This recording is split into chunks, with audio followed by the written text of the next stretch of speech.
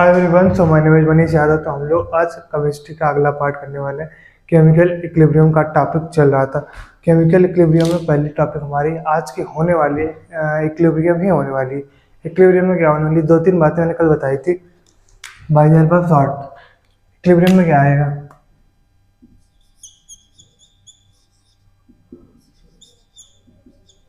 हमारा टॉपिक आज का ये है। कल मैंने ये बता रहा था लेकिन बता नहीं पाया था, क्यों? क्योंकि चीज़ें कुछ डिस्टर्ब कर गई। तो पहला हमारा क्या होगा, रेट सेम हो जाएगा। यहाँ पे रेट की बात होगी। दूसरी हमारी होगी यहाँ पे क्वांटिटी की बात होने वाली है। क्या होने वाली है? क्वांटिटी की बात होने वाली है। लास्ट हमारी होने वाली है एक और कुछ, तो मैंने शॉर्ट में देख लेना, आप क्लियर हो जाएगा वो। इन सारी बातों पे हमारी चीज़ें डिपेंड होने वाली हैं। बट डिपेंड कैसे होने वाली, क्या होने वाले वो बताते हैं। हमारी पूरी इक्विलिब्रियम कैसे होने वाली है, रेट सेम होगी। कितना प्रोडक्ट है, प्रोडक्ट का मतलब या रिएक्टेंट कैसे, मतलब कि हमारा बीकर है, हमें पता है कि यहाँ का जितना रिएक्शन होने वाला है वो सारा का सारा क्लोज बीकर में होने वाला है। तो हम पहले कर लेते हैं क्लोज बीकर। क्लोज बीकर या क्लोज वेसल। क्लोज वेसल हो गया। इसमें हमने मान ला H2 डाला, I2 डाला, गिब्स रिएक्शन निकाला, 2HI निकाल लिया। ठीक, सारे गैस में है। तो इसमें कितने मोल प्रोडक्ट के हैं, कितने मोल रिएक्टेंट के, इससे कोई डिपेंडेंसी नहीं करता। इसमें कितने मोल इधर और कितने मोल उधर चले गए, यही बात होती है रेट। यानी कि एक पार्टिकल उधर से इधर आया और कुछ पार्टिकल इधर से उधर चला गया, इसे बोलते हैं रेट। रेट का मतलब क्या होता है, पहले तो हम यही समझ लेते हैं एक बात और। रेट होती क्या है? Any things divide by time. कुछ भी आप चेंज देख रहे हैं, एनी थिंग्स या एनी चेंज, एनी थिंग्स या any change per unit time. Time के रेस्पेक्ट में आप कुछ भी देखते हैं उसको हम बोलते हैं रेट। आई होप क्लियर हो चुका होगा ये बातें। कुछ भी आप देखोगे, एनीथिंग या any change per unit time, that is known as rate. तो ये होने वाली हमारी रेट, ये यहाँ से प्रोडक्ट में कितने आ रही है, कितने टाइम में आ रही है, और टाइम के बाद चेंज दिखा रही है कि नहीं दिखा रही है। जब चेंज नहीं दिखा रही है तो हमको लगता है कि यार चेंज तो नहीं दिखा रही है, शायद ये रिएक्शन रुक गई, बट रुकती नहीं है। वो डायनामिक होती है। सर डायनामिक क्या होती है? डायनामिक आज ही बताऊंगा, थोड़ा सा लेक्चर के बाद बता दूंगा। और ये स्टैटिक नहीं होती आपके आफ्टर इक्विलिब्रियम, ये स्टैटिक होती ही नहीं है। क्या नहीं होती? स्टैटिक होती नहीं है। बट आपको नेकेड आई से समझ में नहीं आता कि ये विजुअलाइज हो रहा है, सॉरी ये चल रहा रिएक्शन या नहीं।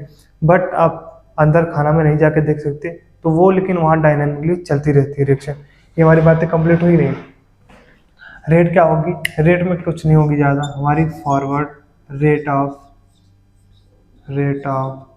Forward reaction is equal to rate of backward reaction. जब हमारा कोई चेंज फॉरवर्ड से बैकवर्ड जाता है, यानी कोई सब्सटेंस हो, कोई पार्ट हो, कोई मटेरियल हो, कुछ भी, वो अगर यहाँ से जा रहा है वहाँ पे और वो रिटर्न इधर कर दे रहा है, या मतलब रिएक्शन वापस इधर भी आ जा रहा है, कुछ नया पार्टिकल वो ना आए या कोई और आ जाए, बट उसको ही बोलते हैं रेट। इक्विलिब्रियम में आ चुका है। क्लियर? और कोई डाउट नहीं होनी चाहिए। ये हो गई। फॉरवर्ड का मतलब क्या? रिएक्टेंट से प्रोडक्ट में जाना। क्या? रिएक्टेंट से प्रोडक्ट में जाना। और बैकवर्ड क्या होता है हमारा? बैकवर्ड हमारा होता है प्रोडक्ट से रिएक्टेंट जाना। क्या जाना? प्रोडक्ट से रिएक्टेंट जाना। इस बात को हम लोग बोलते हैं बैकवर्ड रिएक्टेंट। आयु की बातें सारी आपको क्लियर हो चुकी होंगी और हम आगे बढ़ सकते हैं। और कुछ यहाँ तो है नहीं, एक मैं डायग्राम बनाने वाला हूँ। उस डायग्राम में आप क्या करना, बीच में टाइम लिखना और इधर आप रिएक्टेंट लिखना, उधर प्रोडक्ट लिख लेना। फिर मैं बताता हूँ। सारी बातें क्लियर हो गई। Anything divide by time. एक चीज़ और यहाँ आती है यार, ये लिख लेना, शॉर्ट मैंने लिखाया रखा है। क्वांटिटी से कैसे नहीं होती, मान लेते हैं एक रूम है, एक कंटेनर है, ये रहा हमारा कंटेनर है, इसमें कम से कम 50 लोग बैठे हैं, 100 लोग बच्चे बैठे हैं, 100 लोग बैठे हैं। अगर मैं इसमें से एक बच्चा बाहर गया घूमने टहलने और वो बच्चा वापस से आया अंदर, फिर दूसरे ने तैयारी की भैया कि हमको बाहर जाना, अब ये अंदर आया, अब तीसरे ने तैयारी की बाहर जाने की, अब तीसरे ने अंदर जब आया, तो ये हमारी इक्विलिब्रियम प्रोसेस चलने लगती है। जैसे कि ये इक्विलिब्रियम, अच्छा रेशियो, थैंक यू यूनिवर्स। आ जाते हैं। तो एक बच्चा बाहर गया अब वो आया, दूसरा तैयार हुआ, दूसरा गया, तीसरा आया, तीसरा गया। तो ये जो आने का जाने का आने का जाने का प्रोसेस चल रहा है, ये इक्विलिब्रियम स्टेज है। ये कभी भी आ सकती है in the form of any ratio, किसी भी रेशियो पे आ सकती। मान लेते हैं वहाँ 100 बच्चे थे क्लासरूम में, ठीक। अब वहाँ से एक बच्चा निकलेगा, आएगा, फिर एक जाएगा, फिर एक आएगा, तब भी इक्विलिब्रियम है। अगर उसमें से 50 बच्चे जाते हैं, वो आते हैं, नए 50 जाते हैं, तब भी आपका होता है। बट ये 50-50 का रेशियो जो होता है हमारा ना, ये रेयर होता है। 50-50 रेशियो लिख लेना, 50-50 रेशियो इज क्या, वेरी रेयर। क्या हो गया, वेरी रेयर।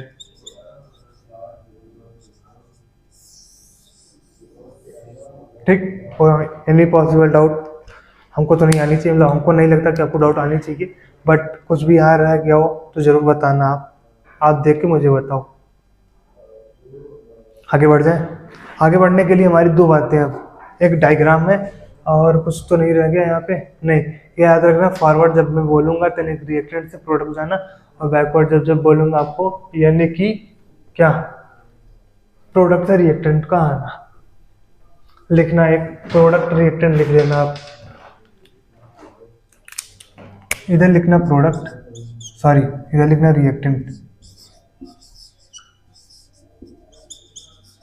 और इधर लिखना, एक सेकेंड, टाइम एनीथिंग्स, ये अपना टाइम है, अपना टाइम आएगा, अपना टाइम आएगा। सेट नहीं लिखना था, सेट लिखना था, 1 सेकेंड, और इधर लिखना था प्रोडक्ट। अब हमारा कोई भी सब्सटेंस इधर से जाता है और इधर से आता है, ये हमारी इक्विलिब्रियम आने वाली है। कैसे, some part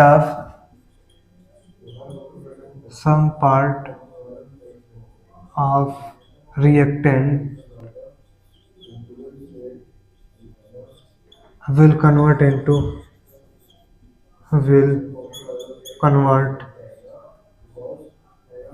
into product at a time t, product at time t। बात नंबर 1 क्लियर हो गई। अब बात आती है दूसरे बात पे। ये पॉइंट नंबर 1 थी, इसमें आगे लिखाते बट कोई बात नहीं। अब दूसरे पॉइंट पे आते हैं, some part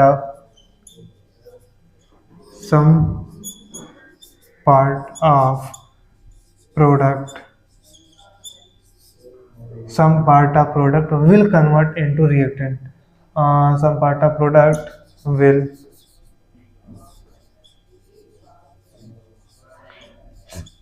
convert into reactant at a time t। I hope की बातें आपको क्लियर हो चुकी होंगी, कोई भी डाउट इसमें नहीं रहेंगी। एक बात और कुछ मुझे लिखानी थी बट याद नहीं आ रही है, ठीक है कोई बात नहीं, वो मैं बाद में लिखा दूंगा। ये आपकी क्लोज वेसल्स में होने वाली है, ये याद रखना। जब भी एक बात याद रखना कि क्लोज वेसल में होंगी, क्यों, क्योंकि जब मैं रिएक्टेंट से प्रोडक्ट कुछ भी लेके जाने वाला हूँ, और उसके बाद प्रोडक्ट से रिएक्टेंट लाने के लिए जो चीज़ें उड़ गई, निकल गई, बाई प्रोडक्ट हैं, वो सारी वापस से मर्ज करनी पड़ेंगी। तो कैसे करनी पड़ेंगी, तो क्लोज वेसल में होगा, चाहे गैस हो, चाहे वॉल्यूम हो, चाहे जो भी हो, वो लगानी पड़ेंगी हमको वापस। इसलिए मुझे क्लोज कंटेनर की एक नीड या हेल्प चाहिए। ठीक, आई होप की बातें क्लियर हो गई। अब हम लोग चलते हैं characteristics of dynamic equilibrium, sorry equilibrium, कुछ नहीं रह गई यहाँ पे ना। आगे आते हैं, पॉइंट और लिखते हैं, when forward reaction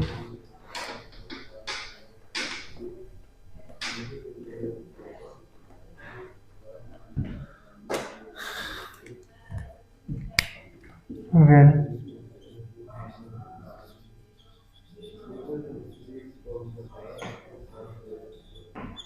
forward reaction is equal to,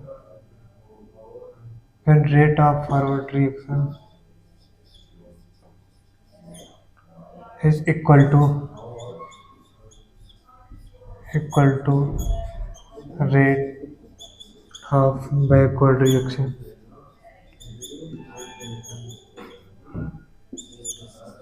backward reaction, ठीक। It is without any non static, without reaction without non static, static का मतलब बिना रुके, यह पॉइंट लिखा लेना, द सिस्टम विल एक्वायर, हाँ ठीक है कोई ना, acquire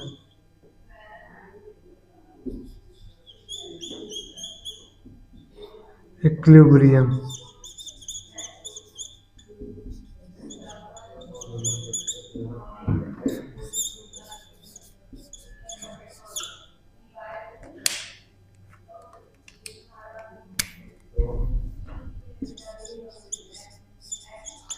rate of forward reaction is equal to rate of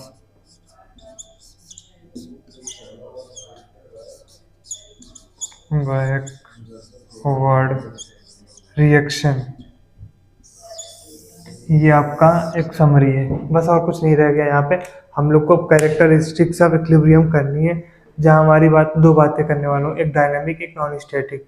या डायनामिक और स्टैटिक, स्टैटिक का मतलब वो होता है जो रिएक्शन आपका जो होता है वो कम्प्लीटली रुक जाती है, यानी कि इनएक्टिव होती है। हमें यहाँ इनएक्टिव नहीं चाहिए, हमको एक्टिव चाहिए। तो डायनामिक क्या करता है, डायनामिक इक्विलिब्रियम में रिएक्शन रुकती तो नहीं है बट कंटिन्यूसली चलती रहती है। आई होप, या तो लिख लीजिए या तो मैं लिखा दूँ, हमको लिखाना पड़ेगा ये।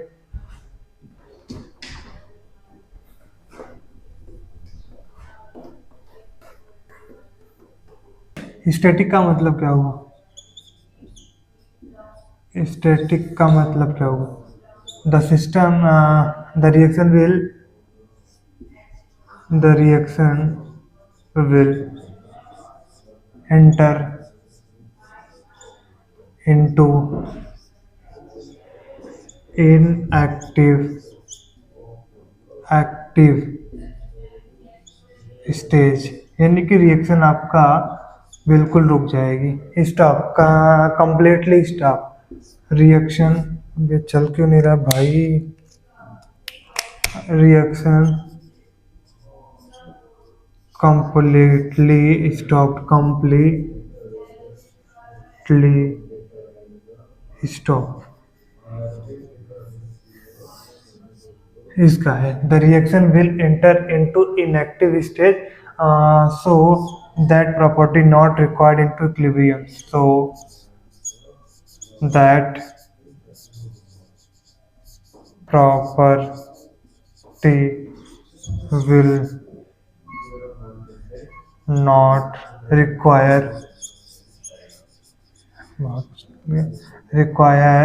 इन इक्विलिब्रियम या केमिकल रिएक्शन, इक्विलिब्रियम या केमिकल रिएक्शन। क्या बोला मैंने, केमिकल इक्विलिब्रियम या फिर केमिकल रिएक्शन में आपका इस चीज़ का कोई रोल नहीं है या कोई इम्पोर्टेंस नहीं। तो हम लोग को चाहिए क्या, हम लोग को चाहिए डायनामिक इक्विलिब्रियम। डायनामिक इक्विलिब्रियम क्या होती है, reaction still continuous but at equal rate. बाकी हिंदी और आसान भाषा कल दिखाऊंगा, ठीक। डायनामिक क्या होती है अपनी, मैंने समझा तो दी है। डायनामिक इक्विलिब्रियम क्या होती है, equilibrium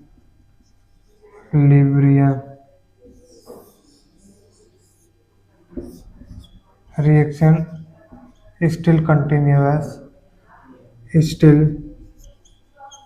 continuous but at equal rate। तो आई होप ये बातें सारी हमारी क्लियर हो चुकी होंगी हम लोग की, और आई होप की करता हूँ कि अब तक आवाज़ जा चुकी हो एक बेहतर क्वालिटी के साथ। मैं हट जाता हूँ और मैं लगभग हट चुका था, आपने लिख लिया होगा उस चीज़ को, और नहीं लिखा आपने तो कोई बात नहीं, मैं नोट्स प्रोवाइड करा दूंगा अगर आप चाहेंगे तो, मेरे तरफ से कुछ नहीं।